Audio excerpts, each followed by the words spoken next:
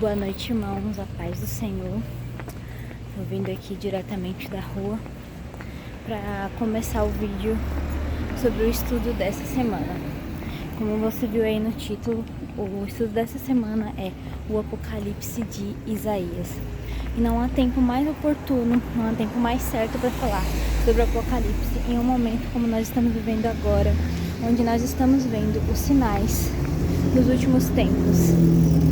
Que o nosso coração ele continue queimando pelo Senhor.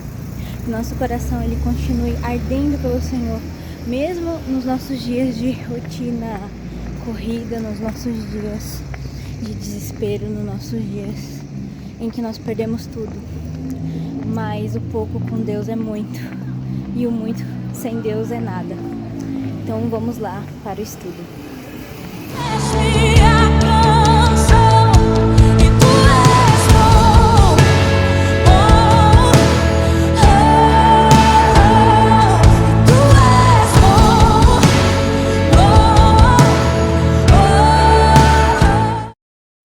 Aqui no texto base diz assim: naquele dia este cântico será entoado em Judá. Temos uma cidade forte, Deus estabelece a salvação como muros e trincheiras. Em Isaías 26, 1.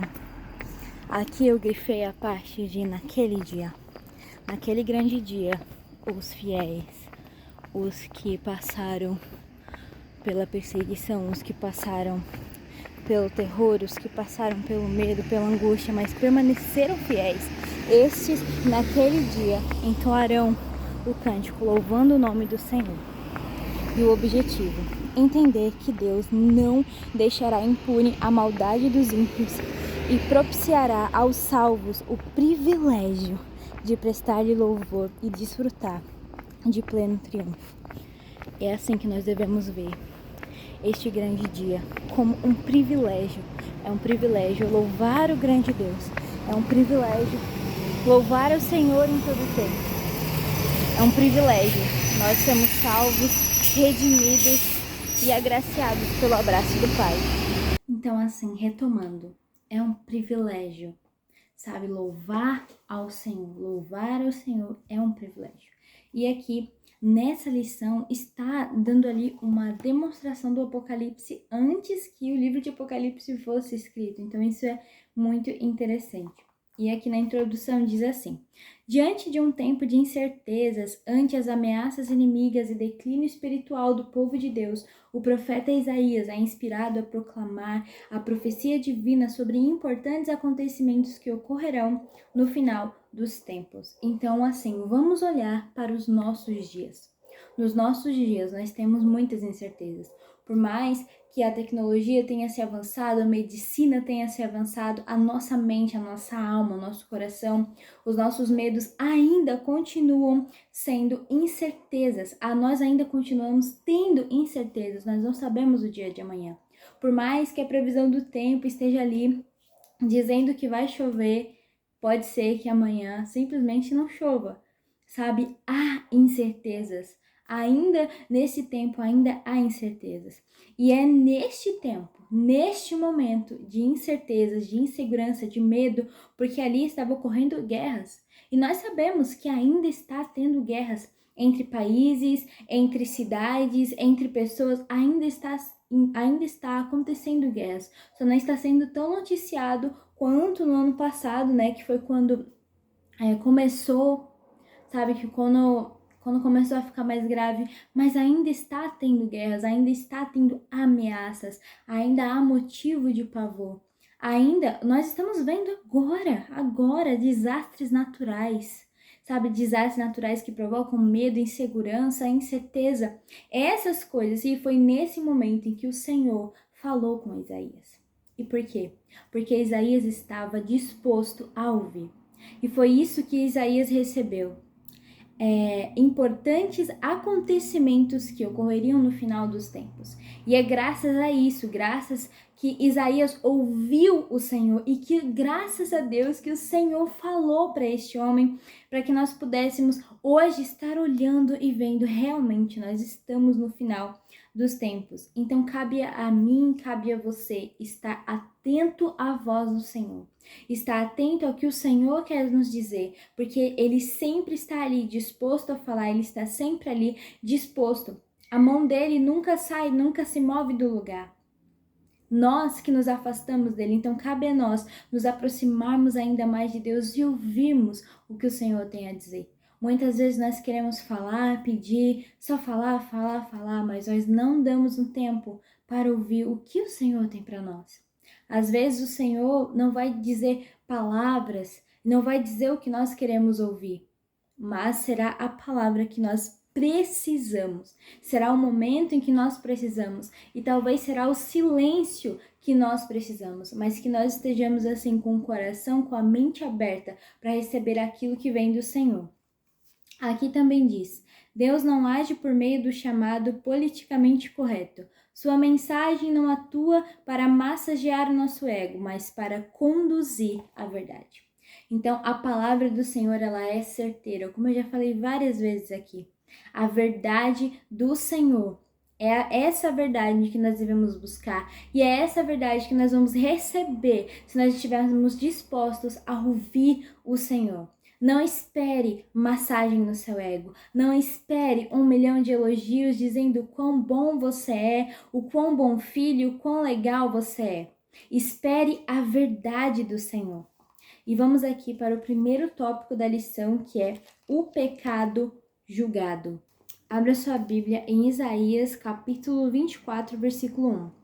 Vejam, o Senhor vai arrasar a terra e devastá-la, arruinará sua superfície e espalhará os seus habitantes. Mediante a este primeiro versículo que nós vamos ler, lembrando que esse estudo ele está sendo baseado no capítulo 24 até o capítulo 27. Então, esses vão ser os capítulos que você deve ler, deve refletir. E são esses capítulos que nós vamos estar trabalhando agora. Então, aqui nesse primeiro versículo que nós lemos, nós já estamos vendo isso que foi colocado como um primeiro tópico: o pecado julgado.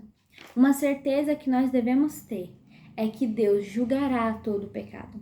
O Senhor, ele é justo, então ele é o único que pode julgar. Ele é o único que pode dar a sentença final. Então não pense que os nossos pecados vão estar ocultos. Para pessoas, nosso pecado pode estar oculto. Para pessoas, nós podemos parecer pacientes, podemos parecer cristãos. Mas para o Senhor nós não enganamos, para o Senhor nós não parecemos. Nós somos o que somos, Ele conhece o íntimo do nosso coração, ainda mais do que nós mesmos. Porque antes mesmo que nós viemos falar algo, que nós viemos pecar, o Senhor já sabia o que nós iríamos fazer. O Senhor já sabia a palavra que nós iríamos proferir. Então nada foge do controle de Deus. Algo que nós podemos ter certeza é que mesmo diante desse julgamento, mesmo diante dessa sentença, haverão aqueles que serão separados.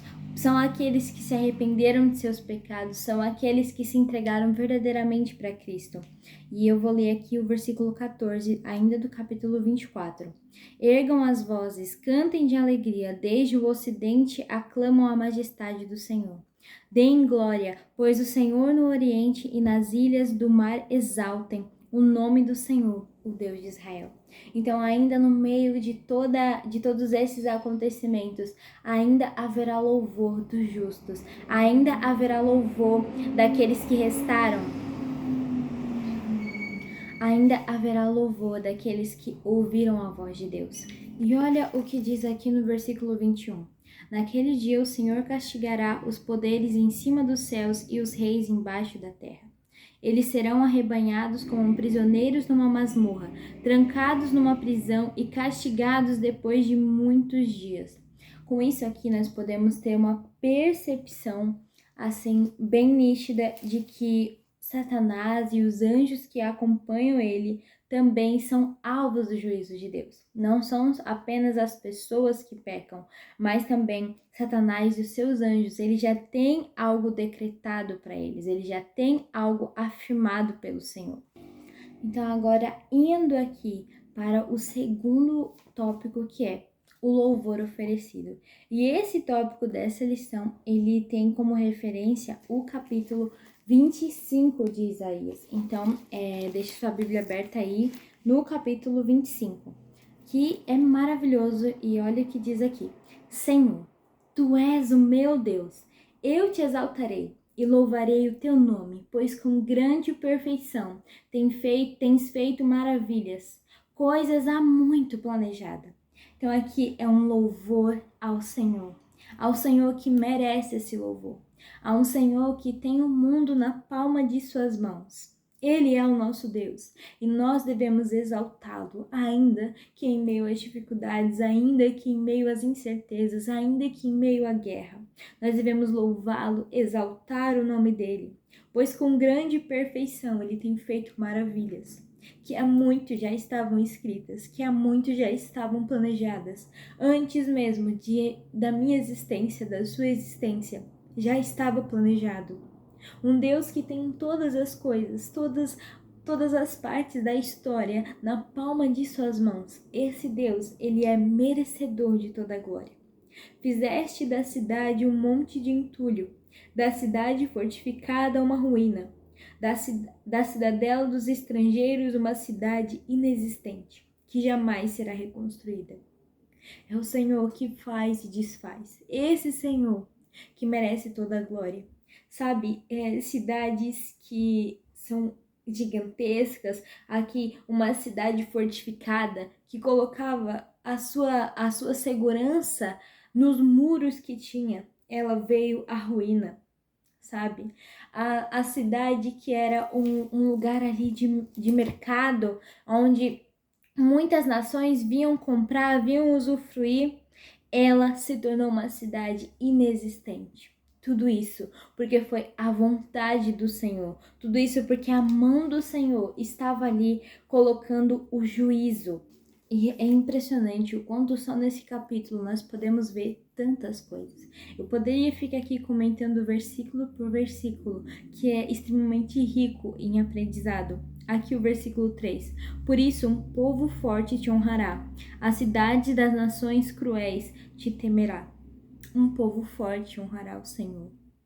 Isso daqui para mim mostra uma esperança, que mesmo em meio a uma destruição, a uma devastação de pessoas, haverá aqueles que permanecerão, aqueles que honram o nome do Senhor.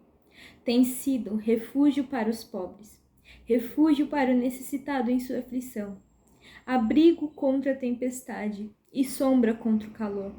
Quando o sopro dos cruéis é como tempestade contra um muro, e como o calor do deserto, tu silencias o bramido dos estrangeiros, assim como diminui o calor com a sombra de uma nuvem, assim a canção dos temíveis é emudecida. Então aqui eu vejo o Senhor sendo o abrigo, o Senhor sendo refúgio para aqueles que não têm aonde ir, para aqueles que não têm onde ficar. O Senhor é refúgio para os pobres, o Senhor é abrigo contra a tempestade e sombra contra o calor. Sabe, tudo o que nós precisamos, nós encontramos em Deus. E é por isso que nós devemos louvá-lo. Porque não há nada, nós não temos nada além dele. Nós não temos nada além dessa presença maravilhosa. Se nos tirarem tudo, mas Cristo permanecer conosco, nós não daremos falta de nada. Nós podemos estar em meio ao sofrimento, mas nós sabemos que nós temos um refúgio nos braços do Senhor. Mas nós sabemos que nós temos um abrigo no colo dele. Nós sabemos que as mãos dele fazem uma sombra para nós contra o calor. Isso é maravilhoso. Olha a nossa esperança no versículo 6. Neste monte, o Senhor dos Exércitos preparará um farto banquete para todos os povos. Um banquete. Problemas técnicos. Voltando aqui, capítulo 6, que é a nossa esperança. Neste monte, o Senhor dos Exércitos preparará um farto banquete para todos os povos, um banquete de vinho envelhecido, com carnes suculentas e o melhor vinho. Eu não consigo falar sem me emocionar, porque por mais que nós sofremos nessa terra, Por mais que nós venhamos passar por dificuldade, essa é a esperança que o Senhor nos entrega. Mesmo nós sendo pessoas injustas, sabe? Nós somos pessoas injustas, eu sou uma pessoa injusta muitas vezes. Eu sou uma pessoa hipócrita muitas vezes. Eu sou pecadora, eu peco. E ainda assim, é isso que o Senhor me promete, ainda assim, é isso que o Senhor tem para me dar, um farto banquete. Neste monte, ele destruirá o véu que envolve... Eu acho que agora vai, em nome de Jesus, Deus. É pra honra e glória do teu nome, Senhor. É porque eu tava usando de suporte esse caderno, mas esse caderno, ó, ele tá gordinho assim, aí fica inclinado, aí acho que por isso que tava caindo. Mas agora vai, hein? Agora vai, em nome de Jesus. Ai, gente. Neste monte, ele destruirá o véu que envolve todos os povos, a cortina que cobre todas as nações. É incrível, né? Ver isso. Eu só vejo Jesus. Eu só vejo Jesus nisso. Destruirá a morte para sempre. Ah, irmãos.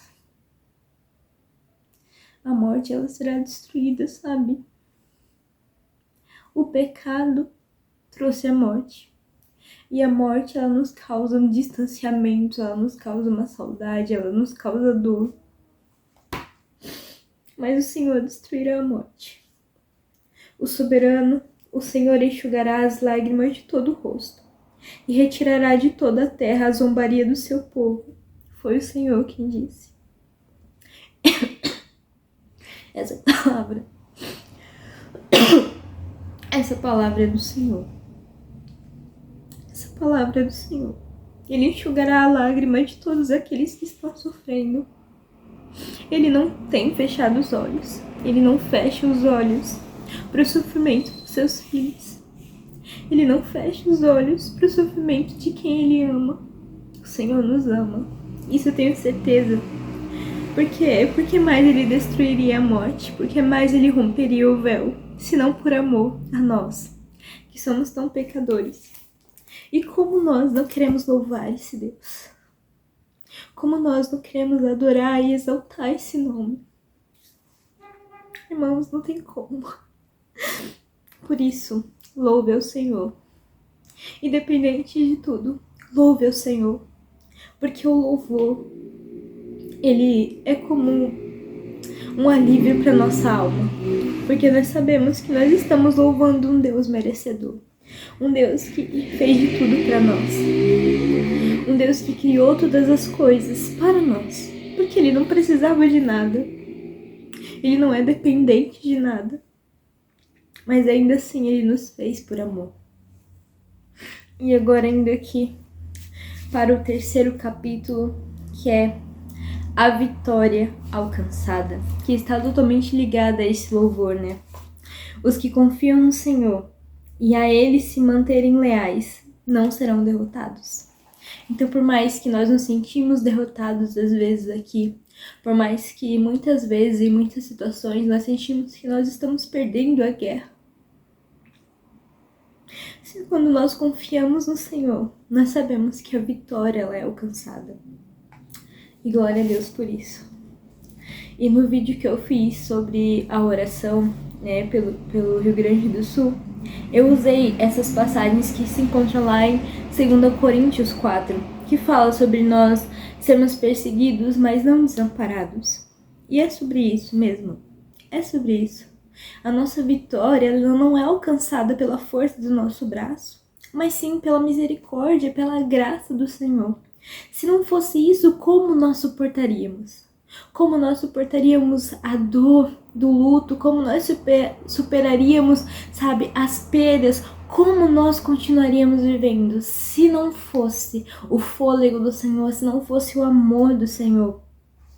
Então, por mais que pareça loucura, ou por mais que muitas coisas pareça que vá contra, sabe? Não, parece que fulano tá vencendo, parece que, nossa, se você fazer tudo errado, se você roubar das pessoas, como você consegue ter uma vida boa aqui na terra? Mas a vitória, ela é alcançada por aqueles que se mantêm leal ao Senhor, por amor. Por amor. Olha o que diz aqui no verso 13 do capítulo 27.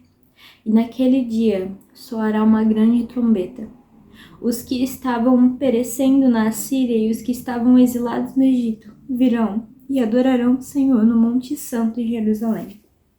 Então todos aqueles que estavam sofrendo pelo nome do Senhor, todos aqueles que estavam tendo tudo devastado, eles iriam adorar o Senhor. E essa adoração, essa festa, essa vitória, ela não tem fim. Todo sofrimento, todo choro, toda morte, ela tem um ponto final. Mas o louvor, a alegria, a festa, não tem fim, não terá fim. E é por isso que nós não podemos comparar. Não podemos comparar nenhum sofrimento que nós passamos aqui na terra com a glória que é de vir. E chegou o momento de nós assumirmos os compromissos. Nós devemos assumir um compromisso com o Senhor. Mas é impressionante o quanto, quando nós olhamos para essa face de Deus, para quando nós estamos ali entendendo o propósito, para quando nós estamos ali louvando Ele, nós percebemos que todos esses compromissos, eles se tornam tão leves, sabe? Sejamos comprometidos com a santificação. Nós devemos nos santificar todos os dias. É possível nós sermos santos? Óbvio que não. Nós somos seres humanos, nós já nascemos no pecado, somos corrompidos, a nossa carne é corrompida. Porém, pelo sangue de Jesus, Ele tornou possível o que era impossível. Ele tornou possível que nós estejamos com os olhos abertos, sabe, para o pecado. A palavra de Deus, ela está aqui para nos dizer o que é o pecado, o que nós podemos, o que nós não podemos fazer. E esse poder ou não poder fazer é uma escolha nossa.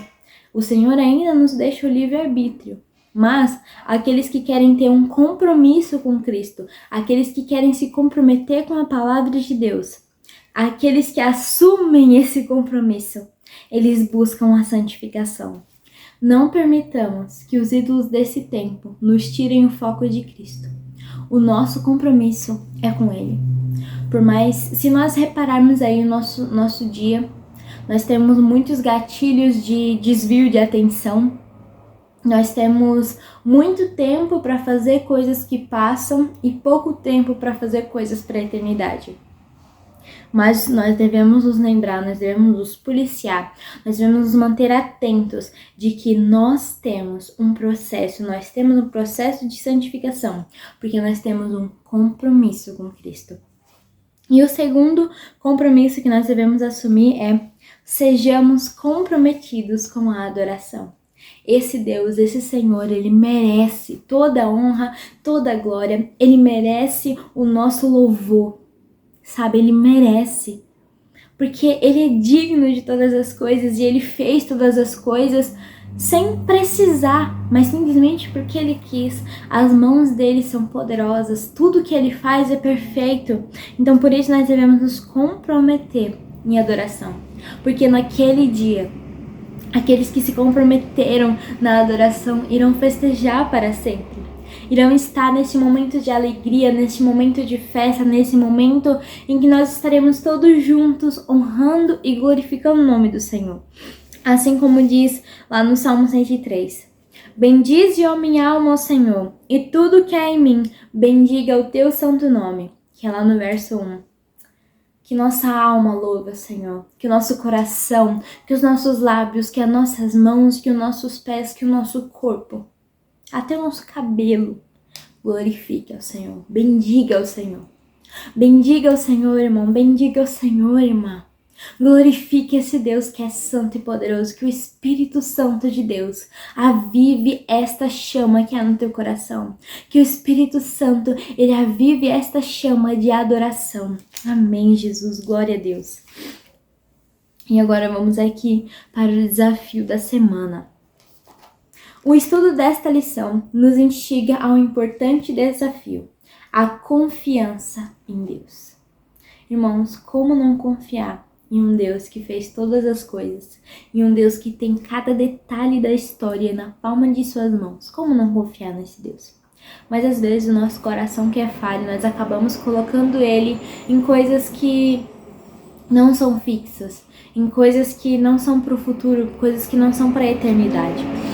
Quando o medo e a insegurança se abatem sobre nós em meio às terríveis circunstâncias, a confiança em Deus se torna um caminho difícil de ser percorrido. A confiança em Deus deve ser um exercício do dia a dia do cristão. Nesta semana, coloquemos em ação a nossa fé diante de alguma crise que tenhamos de enfrentar. Creiamos nas palavras expressas pelo salmista. Os que confiam no Senhor são como os montes de Sião, que não se pode abalar, mas permanecem para sempre.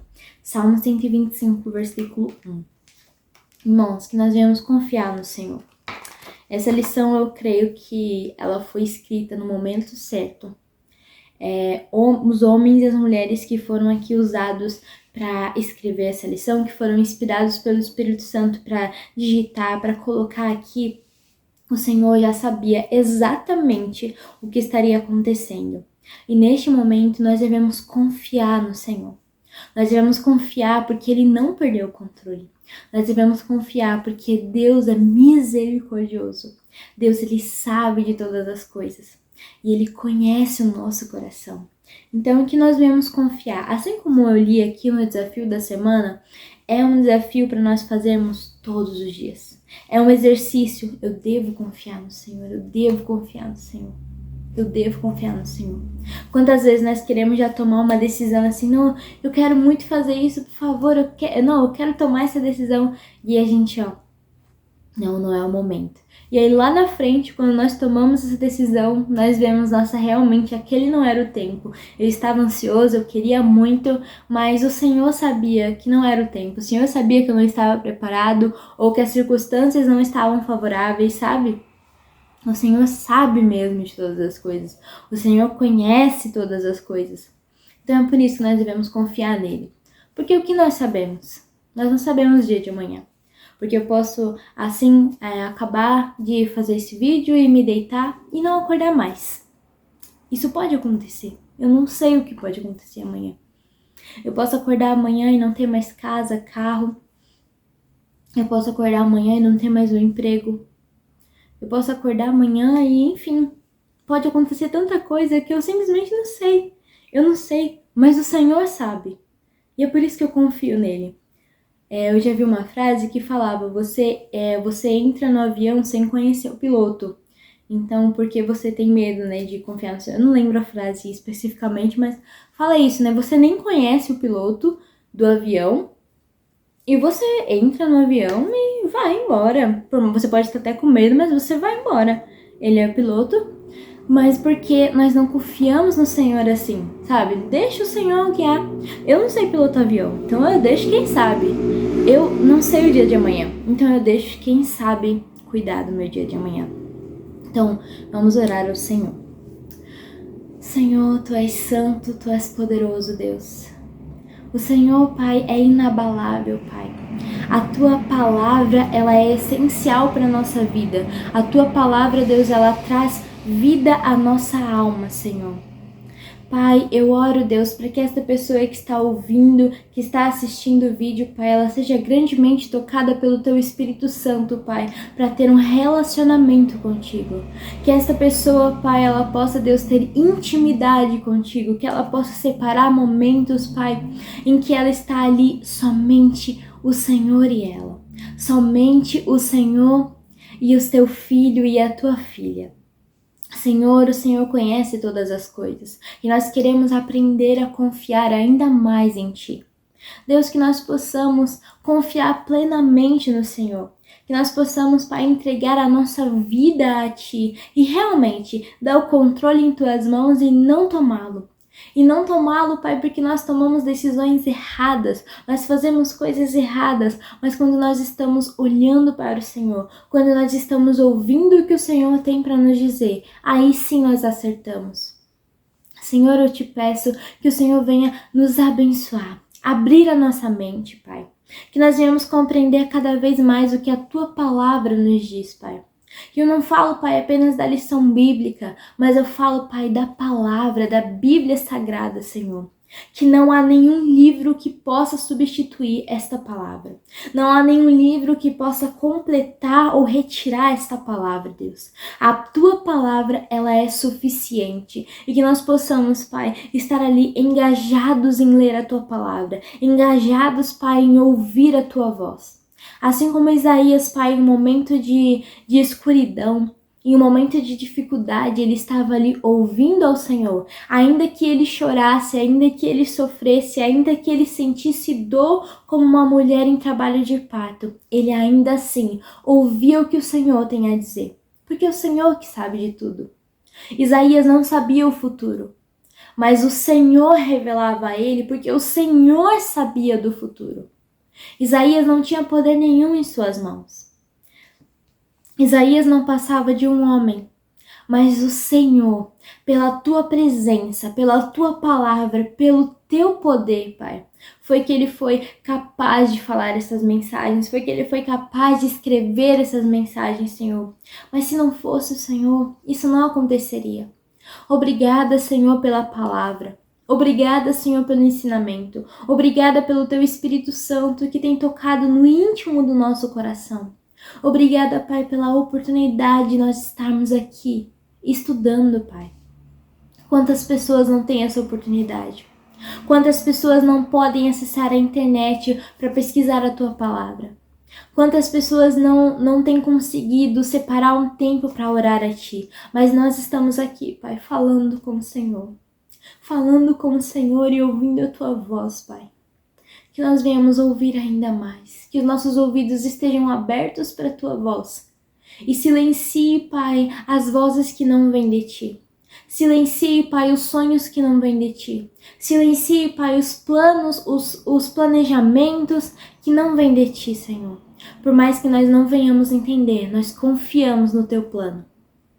Por mais que nós não venhamos compreender, nós confiamos no plano perfeito das Tuas mãos. Amém. E que o meu coração e o seu permaneçam em chamas até a volta de Cristo. Amém.